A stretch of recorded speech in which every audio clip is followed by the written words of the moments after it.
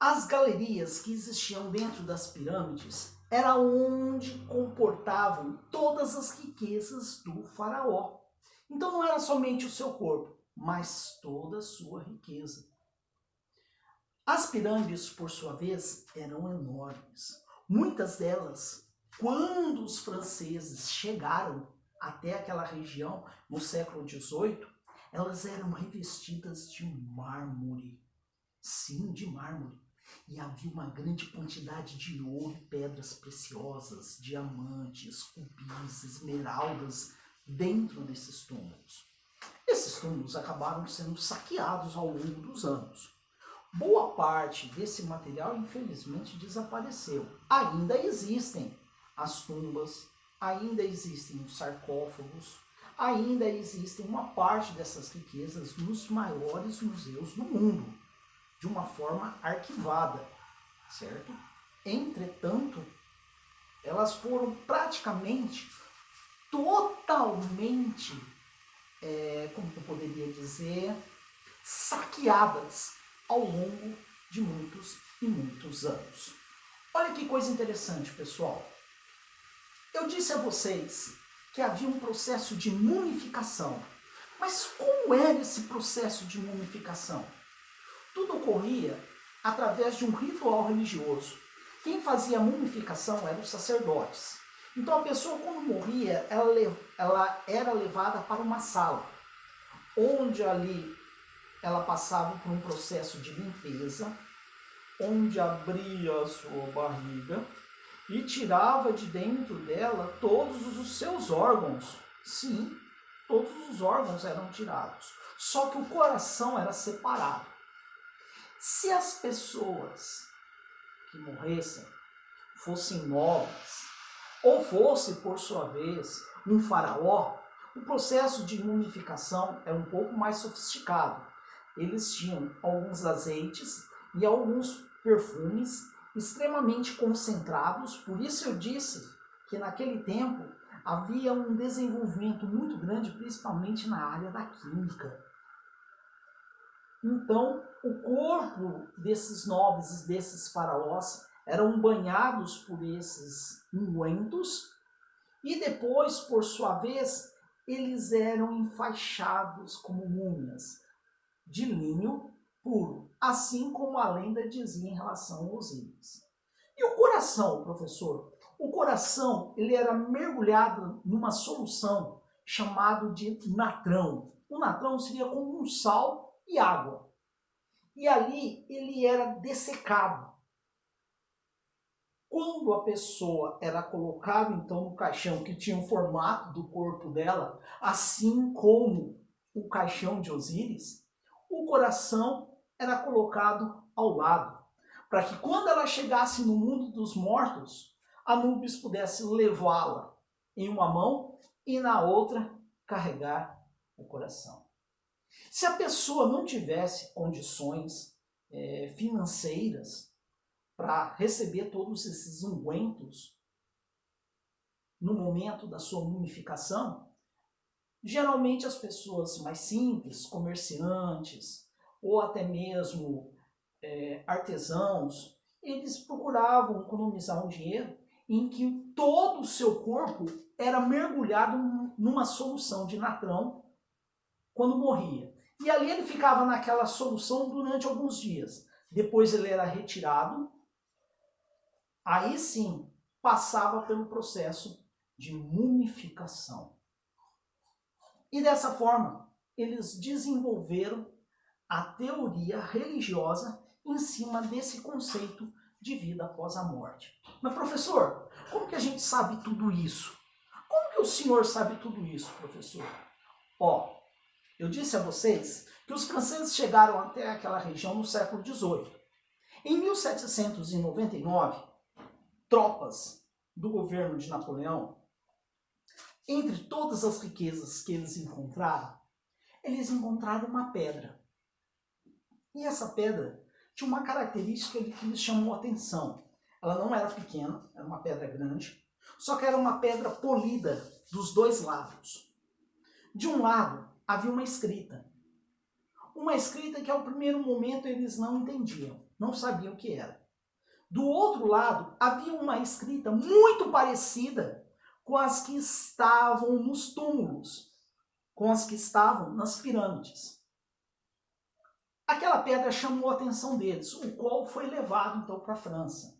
Ela foi chamada de Pedra de Roseta.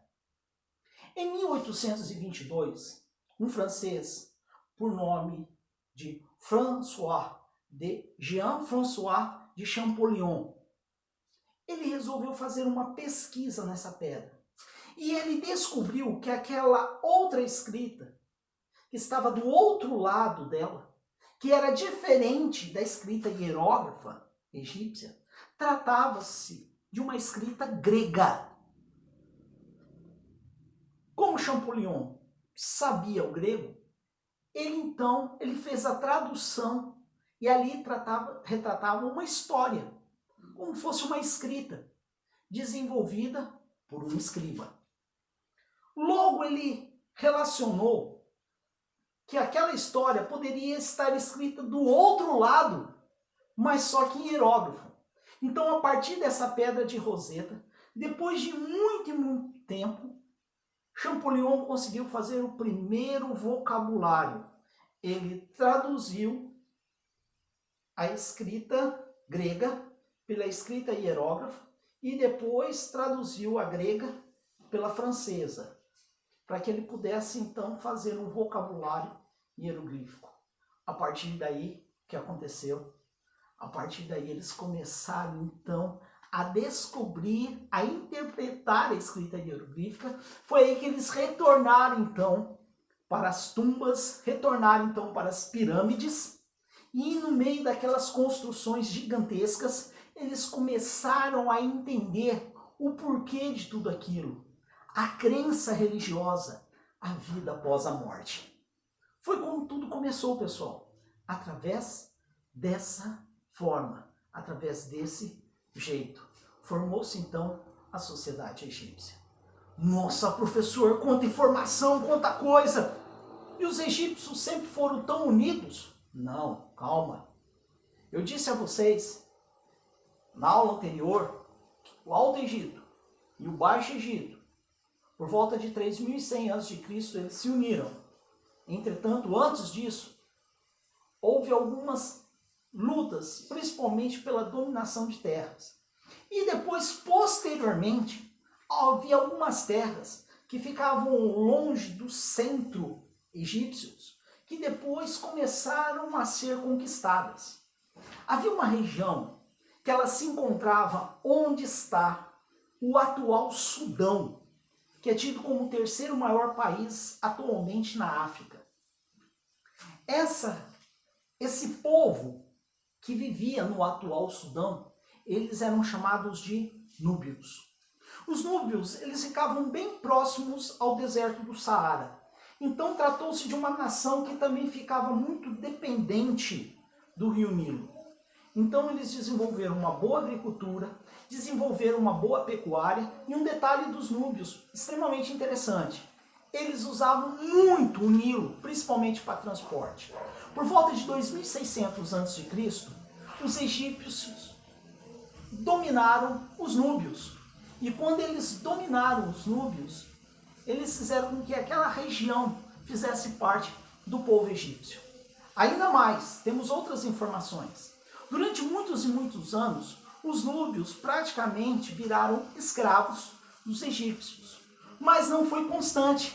Houve momentos que teve alternância, em que os núbios conseguiram se libertar, e houve momentos que eles foram novamente presos pelos egípcios. Vou dar um exemplo para vocês. Em 1760 a.C., uma nação por nome de Ixos atacou os egípcios e começou a lutar contra os egípcios. Isso fez com que a nação ficasse desprotegida. E o que aconteceu? Os núbios conseguiram a sua libertação. Mas logo os Ixos abandonaram essa batalha com os egípcios, e os egípcios dominaram novamente os núbios. Então, entre essas idas e vindas de domínio, os núbios acabaram tomando para si muitas características da cultura egípcia, principalmente a sua religião. Sim, a religião egípcia fazia parte da religião núbia. Olha que coisa interessante. Eles também acreditavam na vida após a morte. Foi encontrado nessa região do Sudão, após algumas escavações, túmulos que tinham as mesmas características como os túmulos egípcios, onde ali havia corpos mumificados e também haviam pedras preciosas. Foram encontradas imagens de alguns deuses iguais aos deuses egípcios, justamente por quê? Por causa desta ligação, por causa desse contato que eles tinham com os egípcios. Olha que coisa interessante. Próximo à sociedade núbia, ou próximo à Núbia, havia um povo que ele era pequeno. Eles eram chamados de povos Cuxi, ou também chamados de Cuxitas. Os Cuxitas foram dominados durante muitos e muitos anos pelos núbios e depois dominados pelos egípcios. Mas olha que coisa interessante.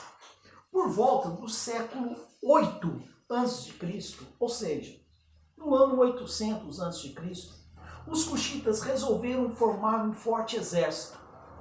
Porque eles estavam fartos de serem dominados pelos núbios e eles estavam cansados de serem dominados. Sabe por quem? Pelos egípcios. Então eles fizeram um forte exército e resolveram atacar os egípcios e eles conseguiram. E por volta do século 8 até o século 7 a.C., os Cuxitas, eles dominaram o Egito. Nossa, professor, um povo pequenininho conseguiu dominar? Sim. Entre o século 8 e o século 7 a.C., houve um momento da história que havia um faraó Cuxita. E sabe uma coisa interessante? O povo Cuxi, eles davam muita importância, principalmente nas suas mulheres. Nas suas mulheres. As mulheres cuxitas, por sua vez, elas ocupavam um certo destaque dentro da sociedade egípcia. Muitas delas ocupavam cargos de sacerdotisas. Essas sacerdotisas eram chamadas como mães por toda a sociedade. E muito mais que isso, elas tinham um nome. Elas eram chamadas de candaças. As candaças, elas não ocupavam apenas um grau de importância em relação à religião, mas muitas vezes, quando ocorria guerra, muitas dessas candaças, elas trabalhavam como generais, coordenando o exército cuxita. Por isso que até hoje na história, quando se fala sobre o Império Kush, ou sobre o Reino Kush, nós destacamos a importância das candaças, ou das sacerdotisas cuxitas. Ok? Galerinha, nosso capítulo 5 se encerra por aqui. Espero que vocês tenham gostado das nossas videoaulas. E agora, vocês vão responder as perguntas do capítulo 5 da nossa apostila. Depois eu vou dar mais informações no grupo, ok? Um abraço, um beijo do Jazãozinho.